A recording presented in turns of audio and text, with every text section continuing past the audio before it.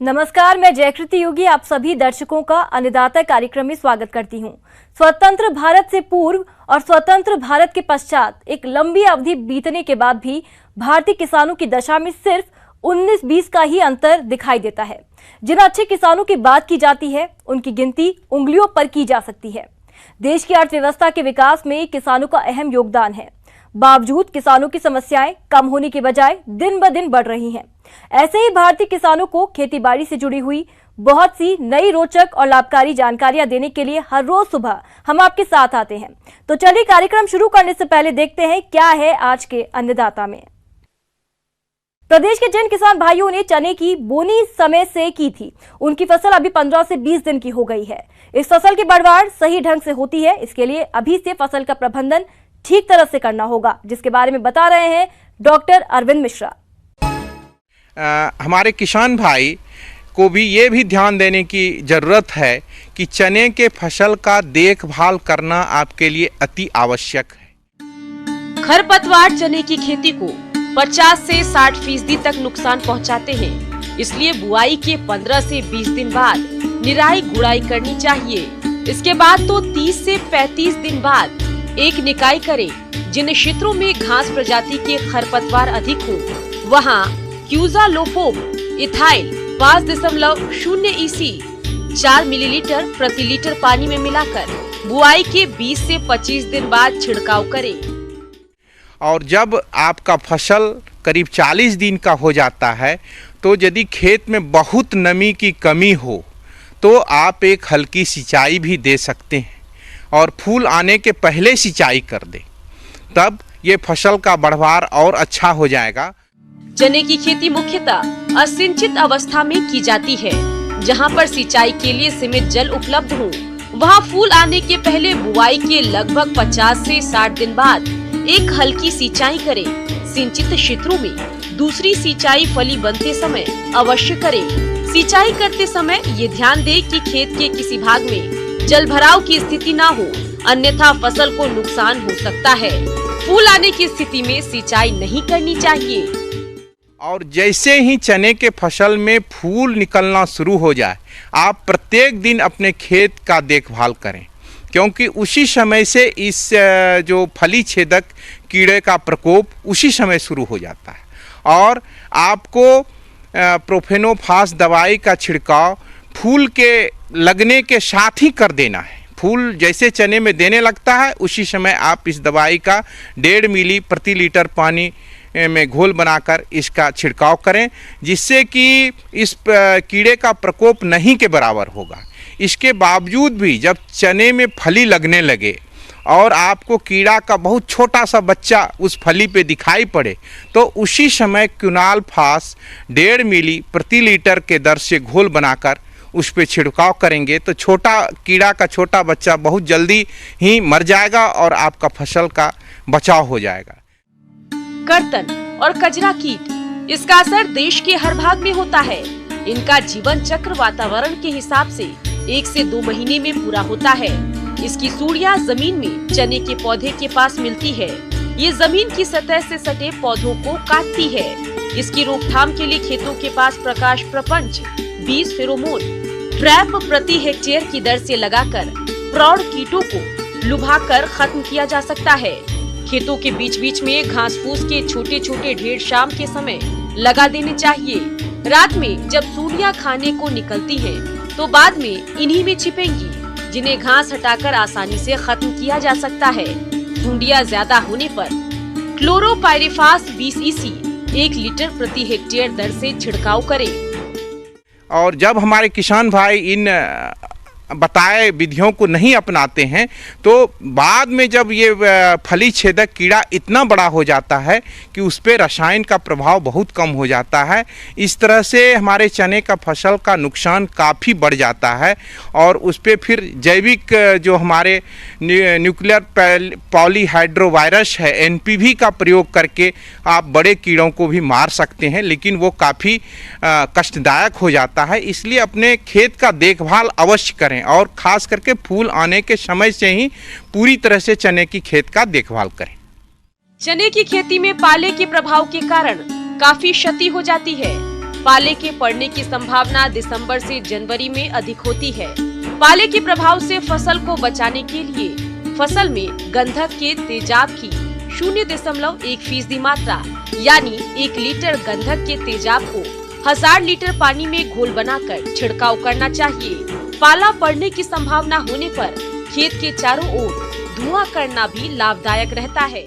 इन सब बातों को हमारे किसान भाई बताए गए बातों को यदि अपनाते हैं तो उससे चने की फसल से उनका मुनाफा बढ़ेगा और उनका शुद्ध लाभ भी बढ़ेगा। अब रुक करते हैं अगली कड़ी की ओर।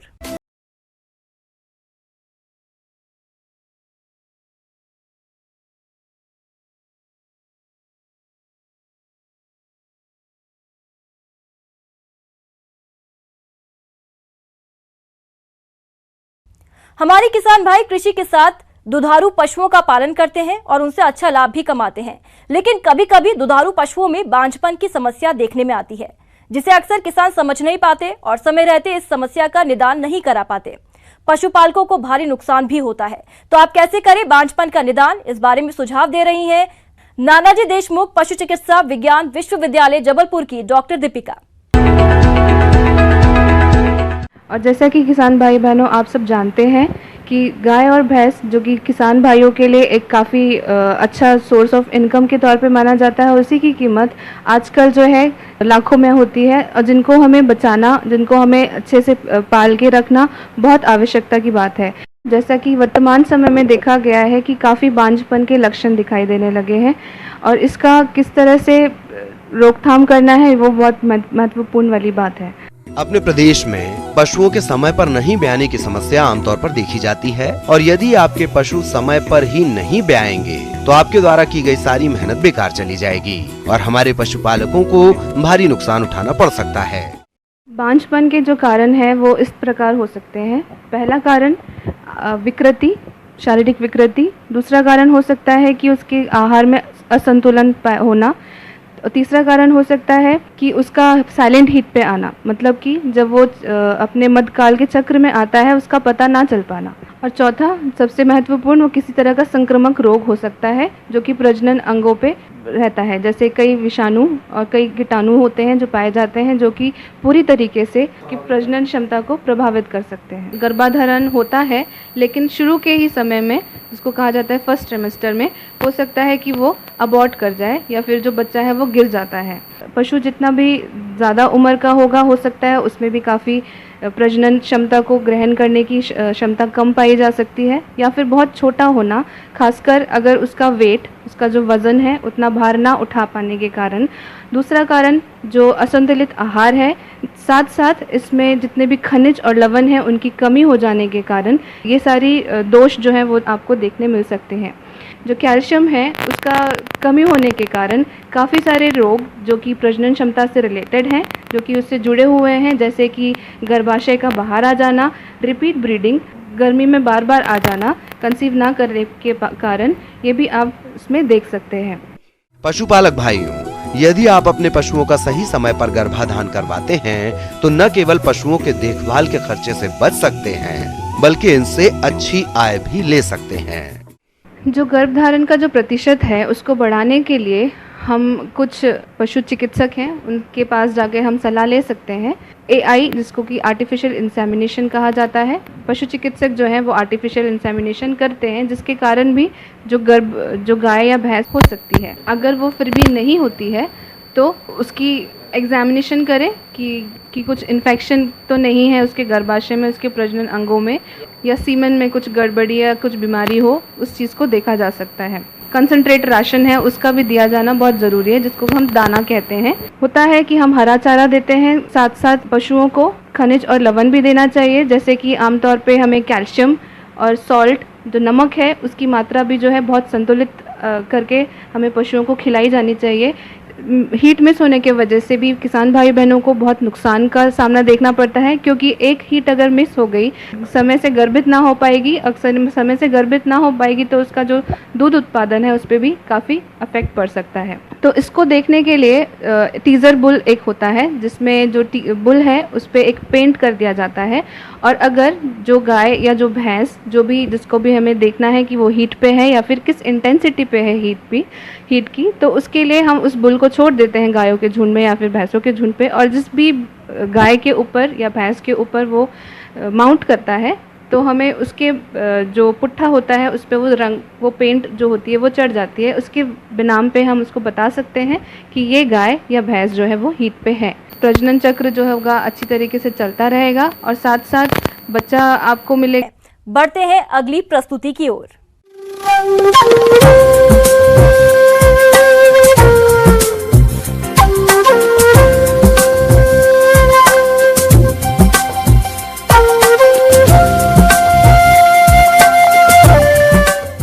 मौसम के अनुसार प्रबंधनों पर ही टिकी है आपकी खेतीबाड़ी, इसीलिए मौसम पूर्वानुमान और उस पर आधारित साप्ताहिक कृषि सलाह इस प्रकार है। भारत मौसम विज्ञान विभाग, ग्रामीण कृषि मौसम सेवा केंद्र, सीहोर, ग्वालियर, जबलपुर, रायपुर से प्राप्त रिपोर्ट के आधार पर किसानों को सलाह दी जाती है कि रबी फसलों के लिए खेत की तैयारियां करें। इस हेतु ट्रैक्टर चालित रोटोवेटर अथवा कल्टीवेटर का प्रयोग कर खाली खेतों में उथली जुताई करें। गेहूं की उन्नत किस्में, पूर्ण संचित किस्में जैसे JW 1203, JW 1215, HI 8759, HI 154 इत्यादि की बोनी करें। गेहूं के लिए सभी फसलों को बीमारियों से बचाव के लिए बीजोपचार अवश्य करें। इसके लिए 2 ग्राम थायरम और कार्बेंडियम 1 ग्राम कुल 3 ग्राम प्रति किलो बीज के मान से उपचार करें। खेत खाली होने पर रबी फसल की बुआई हेतु खेत तैयार करें एवं चना, कुसुम, अलसी एवं मसूर की समय पर बुआई करें। बरसीम एवं जई चारा फसलों की बुआई करें। लहसुन की बोनी करें, इसमें किस्म G282, G223 का उपयोग लाभकारी होगा। शीघ्र बोई गई चने की फसल इस समय शाखा फुटान अवस्था पर है, सिंचाई अवश्य करें। फसल में 30 से 35 दिन की अवस्था पर सिंचाई करें। प्याज की पौध तैयार करें। सफेद किस्म जैसे AFLW उदयपुर 102, पूसा व्हाइट आदि, लाल किस्म जैसे एग्री फाउंड डार्क रेड आदि एवं गुलाबी किस्में जैसे नासिक रोजा, एग्री ग्राउंड लाइट रेड आदि की पौध नर्सरी में तैयार करें। आलू की बोनी करें जैसे कुफरी पुखराज, कुफरी सूर्या, कुफरी जवाहर, कुफरी ज्योति, कुफरी लौकर चिपसोना 1, 2, 3, 4, 5 आदि किस्मों का चयन करें और कंदों को बुआई पूर्व डाइथेन M45 फफूंदनाशक 2 ग्राम प्रति लीटर पानी की दर से उपचारित करें। मटर की बोनी करें, इसके लिए अनुशंसित किस्मों का चयन करें जैसे बोन बिले, जवाहर मटर 1, 2, 3, 4 एवं अन्य संकर किस्में। किसान भाइयों को सलाह दी जाती है कि धान की फसल पकने की अवस्था में होने पर फसल की कटाई करने के पश्चात सुरक्षित स्थान में पहुंचाएं। देर से बोई गई धान की फसलों में सतत निगरानी करें। सब्जियों के बीज को बुआई से पूर्व मेटलैक्सिल दवा 1 ग्राम प्रति किलो बीज की दर से उपचारित कर बुआई करें। 20 फेरोमेन ट्रैप प्रति हेक्टेयर प्रयोग कर भटा, टमाटर एवं भिंडी फसल में भेदक कीट का नियंत्रण करें। नींबू वर्गीय वृक्षों में बोरेक्स 100 ग्राम प्रति पौध एवं मैग्नीशियम सल्फेट 80 ग्राम प्रति पौध डालकर जड़ों की गुड़ाई करें। फलदार उद्यान में सिंचाई की टपक पद्धति का उपयोग कर जल की उपयोगिता बढ़ा सकते हैं। शीतकालीन गोभी वर्गीय सब्जियों जैसे फूल गोभी, पत्ता गोभी व गांठ गोभी की उन्नत किस्मों का चयन कर नर्सरी डालें। पशुपालन, नवजात बछड़ों, मेमनों आदि को ठंड से बचाव हेतु फर्श पर पैरा का गहरा बिछावन बिछाएं एवं छत वाले बाड़े में रात को रखें। बहुवार्षिक चारा फसल की कटाई कर ले एवं अतिरिक्त मात्रा का संग्रहण कर रखें। यदि खुरपका, मुंह पका, लंगड़ी, गलघोटू आदि रोगों का टीकाकरण नहीं करवाया हो तो इस माह अवश्य अपने मवेशियों को टीका लगवा लें।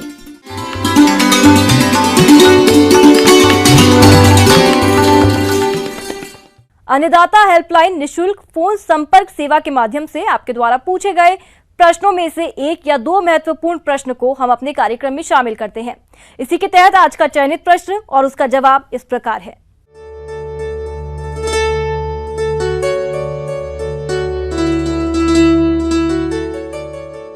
अन्नदाता निशुल्क फोन संपर्क सेवा के माध्यम से पूछे गए प्रश्नों में से आज हमने जिस प्रश्न को कार्यक्रम में शामिल किया है उसे पूछा है ग्राम दोहाली, जिला सरगुजा के कृषक ईश्वर सिंह ने।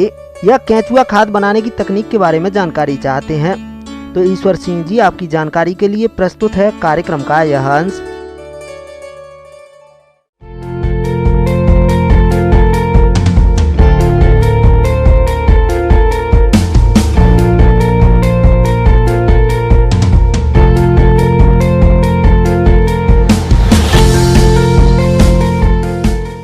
वर्मी कंपोस्ट आज के समय में, क्योंकि जिस तरह से खेतों में इनऑर्गेनिक फर्टिलाइज़र का प्रयोग बहुत ज़्यादा हो रहा है, जिससे हमारे खेत की जो उपजाऊ मिट्टी है उसकी शक्ति कम होती जा रही है।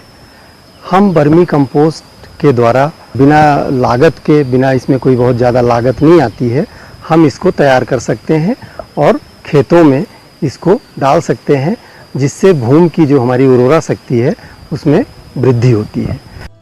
केंचुआ खाद को तैयार करने के लिए करीब 70 से 90 दिन का वक्त लगता है तथा इसमें पोषक तत्व भी बहुत ज्यादा होते हैं।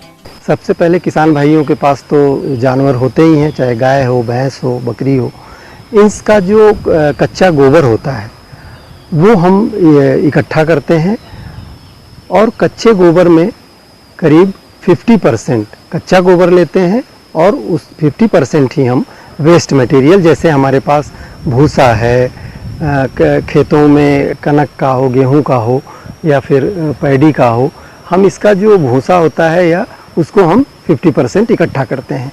घास फूस है या सड़ी गली पत्तियां हैं, उनको हम 50% रखते हैं, 50% हम कच्चा गोबर रखते हैं। केंचुआ खाद बनाने के लिए सबसे महत्वपूर्ण चीज़ ये होती है कि हम जो पिट बनाते हैं वो कम खर्चे में हो या कम लागत की होनी चाहिए। उसके लिए 2 फीट हाइट होनी चाहिए।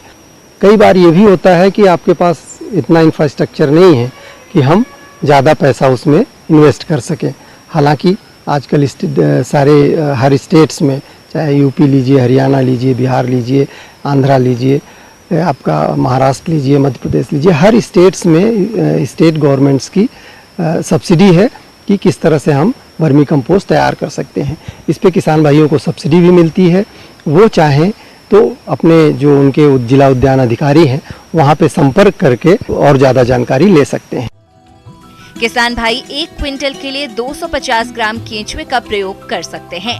केंचुए कई प्रकार के होते हैं, लेकिन केंचुआ खाद तैयार करने के लिए सीनिया पीढ़ी का केंचुआ सबसे उत्तम नस्ल का होता है, जो बहुत ही कम समय में उत्तम खाद तैयार कर देता है। केंचुए हमेशा अंधेरे दिशा में जाते हैं, इसलिए जब हम गोबर की खाद और वेस्ट मटेरियल 50% मिला के उसमें पानी डालते हैं तो कच्चा गोबर गर्म होता है।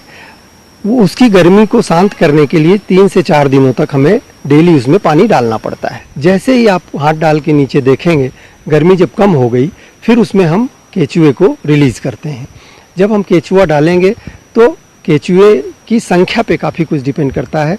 अगर आपके पास केंचुओं की संख्या कम है, ये बरसात के मौसम में इसी जुलाई अगस्त में आप शुरुआत अगर करेंगे तो आपको कम केंचुआ लेना पड़ेगा और इनकी जो ब्रीडिंग है, इनमें जो प्रजनन होता है वो काफ़ी तीव्र गति से होता है, जिससे इनकी संख्या काफ़ी बढ़ जाती है। इसके लिए केंचुआ रिलीज करने के बाद इसको हम बोरे से ढक देते हैं। बोरे से ढकने के पीछे एक तात्पर्य ये होता है कि इसकी जो नमी है वो जल्दी ना उड़े, दूसरा अंधेरा बना रहे। तो ये स्पीसीज हमारी जो केंचुए की है, ये आइसेनिया फोइटिडा करके है। तो ये नीचे की तरफ जाती है, यानी ऊपर से फीड करते हुए नीचे की तरफ जाती है। जब ये ऊपर कंपोस्ट को खा के तैयार कर लेती है तो हम ऊपर से इकट्ठा करके एक हीप बना लेते हैं और हीप से केंचुए अंधेरे की तरफ नीचे की तरफ जाएंगे, हीप से हम इसको बैग में रख सकते हैं। दूसरा सबसे महत्वपूर्ण ये है कि जो हमारा छोटा किसान भाई है, वो भी इसको तैयार कर सकता है बहुत कम एरिया में, और इसका ऊपर से सेट बना सकते हैं कि इसको हम बना के छोटे छोटे पैकिंग करके बेच भी सकते हैं।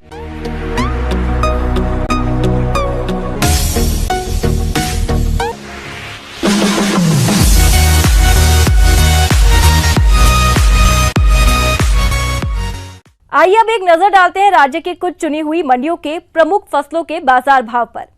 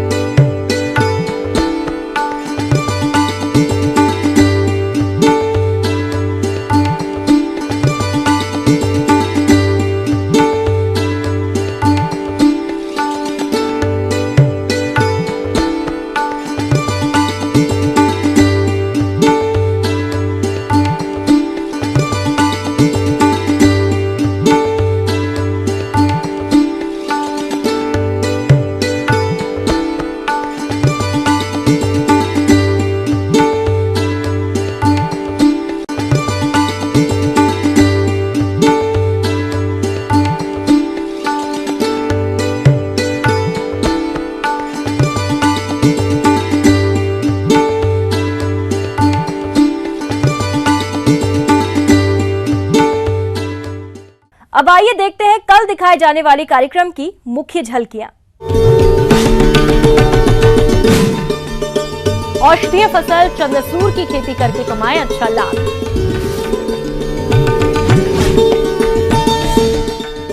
भिंडी की फसल से कैसे ले अधिक उपज।